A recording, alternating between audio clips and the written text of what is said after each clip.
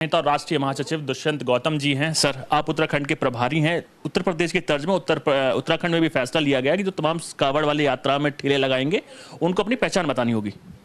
देखिए, वो स्वागत योग्य है, क्योंकि कांवड़ सेवा वालों की या अपने धर्म की, किसी भी धर्म की हो, अपनी पवित्रता होती है, आस्था होती है, उसकी कुछ आकलन करना होता है, उसको देखना होता है, उस प्रकार चलना होता है। मुझे लगता है कांवड़ सेवा के दौरान में उस रूट पर जो अंकुश लगाने का काम किया गया है, क्योंकि हलाल शब्द से सर्टिफाइड सी चीज़ें बहुत सारी बिकती हैं। उस समय कोई भी नहीं बोला था जिसमें मीट ही खाने नहीं खाने की चीज़ें यानी पहनने की चीज़ भी हलाल लिखकर अलग से दिखाया जाता कि ये मुस्लिम प्रोडक्ट है ये।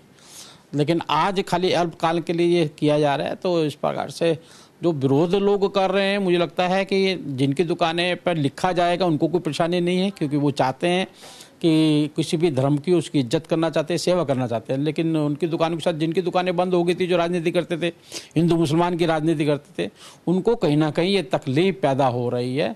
इसलिए मुझे लगता है कि स्वागत योग्य है। हर एक आदमी को अपने हर एक धर्म की इज्जत करनी चाहिए। उसमें हलाल के लिए उन्होंने, आपने देखा होगा, कुछ थूक लगा के बेचते हैं, कहते हैं हमारे यहाँ ऐसे ही होता है, तो हमारे धर्म में ऐसा नहीं होता। इसलिए इस चीज़ को जानकारी रखना और बताना ये आवश्यक भी है। सर, आपने भी हलाल का जिक्र किया। उत्तर प्रदेश सरकार ने अब तमाम जो कांवड़ वाले क्षेत्र से लेकर जो भी पहले पहचान पत्र बतानी थी, दिखाना था, और अब हलाल जो सर्टिफिकेट वाले प्रोडक्ट पर भी बैन कर दिया है। सर, पहले से ही प्रोडक्ट का बैन है, वो ISI का खाली खुलता है और बाकी और कुछ नहीं होता है। लेकिन उन्होंने अलग से अपना एक चला रखा, जिसे करोड़ों रुपए का रेवेन्यू ये लोग लिया करते थे, और ये अंदर अंदर प्रचार किया करते थे इसी को खरीदना है।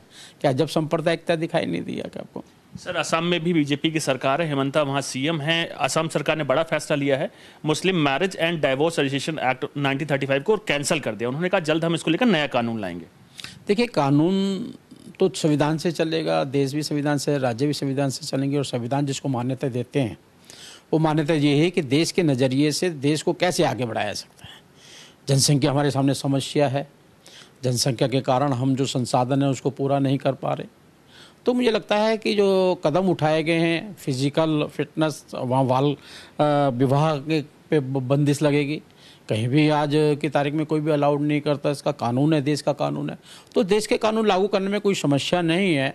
और मुझे लगता है लोगों को इसको राजनीतिक पहलू से और धार्मिक पहलू से नहीं देखना चाहिए। देश आगे बढ़ेगा तो हम आगे बढ़ेंगे, देश के नज़रिए से देखना चाहिए।